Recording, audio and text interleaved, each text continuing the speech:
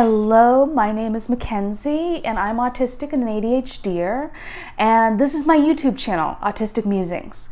On my channel, I spread autism awareness by defining autistic terms, giving uniquely neurodivergent solutions to neurodivergent problems, and by sharing my personal experience as a neurodivergent person. Today, I will be doing this is going to be an odd thing going on. I'm going to give you guys a bit of advice on relationships between people of two different neurotypes. So somebody that's not autistic and autistic, and your relationship right there. Anybody that's neurodivergent with a non-neurodivergent person, whether it's a friendship, a romantic relationship. These are 3 great tips that I ran by a professional before I decided to tell the rest of you.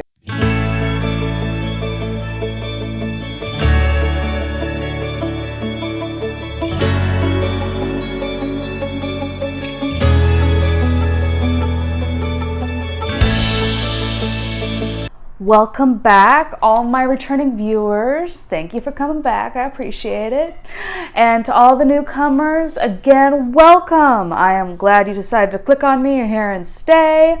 It's quite an interesting topic for this video. I don't usually give advice about relationships, but this week, as I said, I ran all of these tips by my therapist before I decided to share with the rest of you, because I wanted to be really sure that there wasn't any misunderstandings in the way I'm saying this. So yeah, because I overanalyze everything. Yeah. Anyway, moving on. So these are the 3 tips that I would give to anybody that's in a relationship with somebody that's autistic, or an autistic person that's in a relationship with somebody that's not neurodivergent. These 3 tips are great for really any relationship, I was told, but this is particularly important in this situation of people with different neurotypes. Now, number 1, this one's an interesting, but I want you to pretend the person that's not of your neurotype, whether you're the not autistic person and you have a loved one, I want you to kind of pretend that they're a foreigner. That sounds odd maybe, but that they're from a different culture and they're not going to get all the particulars of yours. Often everybody that's not autistic talks very vaguely, not exactly, and indirectly from an autistic person's perspective. So we can end up quite confused, and you guys use euphemisms. It's confusing. But when you're in a relationship with somebody that's autistic or neurodivergent, a great way to avoid misunderstandings and really maintain curiousness about the other person and learn about them is ask them how they came to certain conclusions or what they meant by what they said. Like wanting to know about their internal process, like continuing that curiosity, is really, really important. Because often we don't do things for the same reason that you guys are doing them, or we don't mean the same things that you guys interpreted it as, because we don't tend to use a lot of subtext, but sometimes we will say something that has a completely different meaning than we intended, and send a message that we really didn't intend to send. And then sometimes you guys, the non-autistic people, will say something that confuses the heck out of me. And I'll be like, what did you mean by that? And I'll have to have somebody else or the person I'm talking to expand on what they meant by that. Usually with like examples and what was that in that context? I need you to explain that in a different way, because I do not get what you're saying. There's a lot of misunderstandings, or I'll call them like cultural misunderstandings, where we're coming from a completely different perspective. Like the double empathy theory that talked about, we both tend to misunderstand each other's signals, so we both end up misunderstanding each other and need to put more effort into communication on both sides. I will put the link above of the double empathy theory video that goes over that. Yeah, the non-autistic people have just as much trouble as the autistic people reading the autistic people's signals. We get misinterpreted all the time from non-autistic people, and then we misinterpret your guys' signals a lot. So it's going to take a little more curiosity and effort because we're coming from a different place. Tip 2. This one's more, I guess, for the autistic people, but I guess it's important for the non-autistic people in the relationship to be aware of. There's an unfortunate mentality that sometimes autistic people fall into, the all or nothing mentality, or the it's always my fault and I always need to amend my behavior. I've definitely fallen into this, and many other people have that are autistic. We think that we're the ones that need to change our behavior constantly in a relationship in order to make the other person comfortable. Not a good strategy overall, because it's a give and take thing. The other person also needs to change their behavior sometimes, and it's not always our fault. So definitely when there's conflicts, arguments, miscommunication, it's rarely that it's the other person's fault completely. It tends to be both people that are contributing to the issue, and you guys talk about it and figure out what's going on. And if there's any type of change in behavior, it's probably going to be on both sides, not just one. And I mention this to make each person aware, this all or nothing thing. Many autistic people do this where they put everything into a relationship. There's no middle ground where it builds up. We just put all of our effort forward, maybe because we're used to doing it or something. But then it becomes we're always the issue. We need to amend our behavior. And that's not for every autistic person. I've heard many, though, talk about this, and I myself fall into this pattern many, many times. And it can definitely sabotage a relationship. And have one person doing all the work and the other person not, because that's the way you set it up. Not a good plan, not a good plan. So it's something to be conscious of. And often there's only exceptions. There's a lot of exceptions to this thing that I will mention as disclaimer. When I say usually it's two people that are the issue and it's a communication issue, this does not apply to certain areas. Specifically in any type of relationship, there was 3 things my therapist told me to mention: addiction, adultery, and abuse. These are the ones where, no. It's not both people. It can be this one person. The abuse one, that's not your issue. It's the other person if they're hurting you and all that. They're the ones that's the problem here.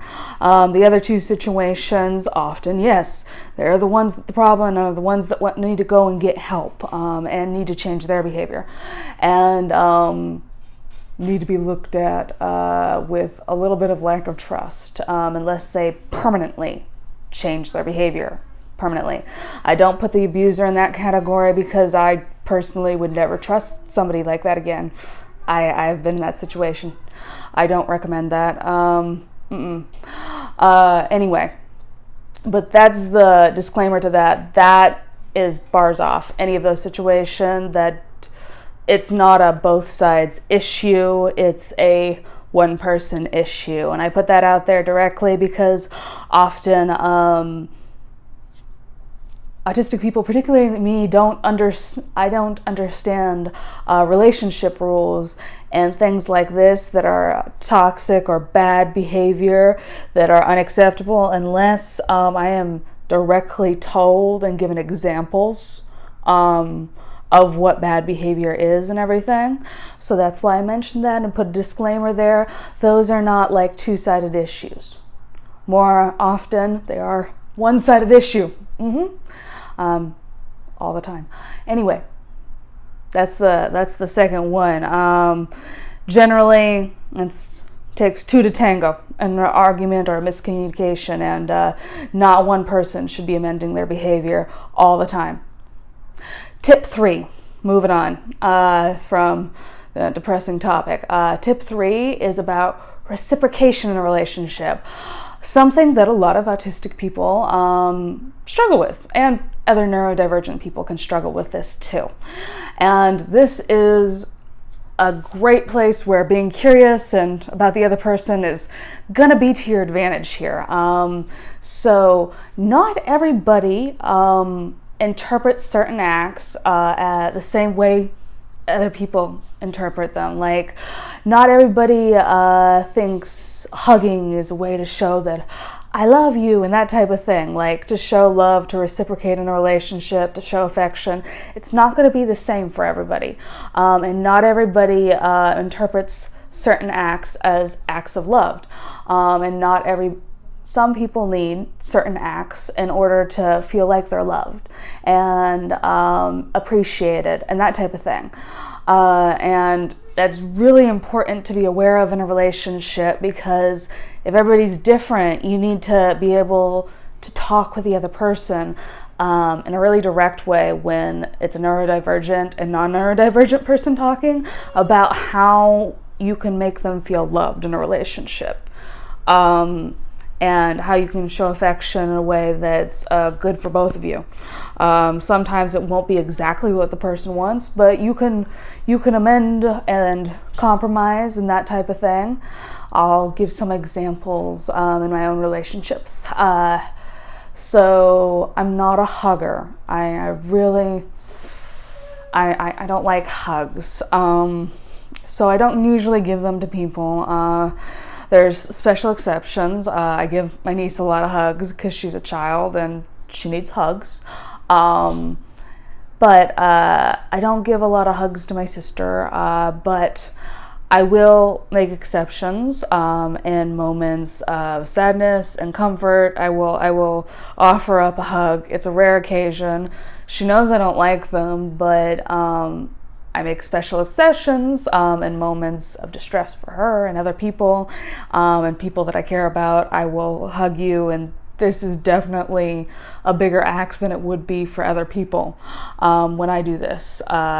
Also, my sister, she's very, very good about this. When she invites me to things and social events and stuff like that, she catches on very quickly, and we've talked about things that make me feel comfortable, and those things, she'll tell me what the plans are, what's going to happen, give me a real detailed itinerary before I decide whether or not I'm going to go, and that type of thing. Like, this is subtle things that you wouldn't really think about, but they're not many people would say, oh, somebody giving me an itinerary of a social event and things like that, or a day out, is an act of love. And me going on spontaneous trips with you is definitely an act of love.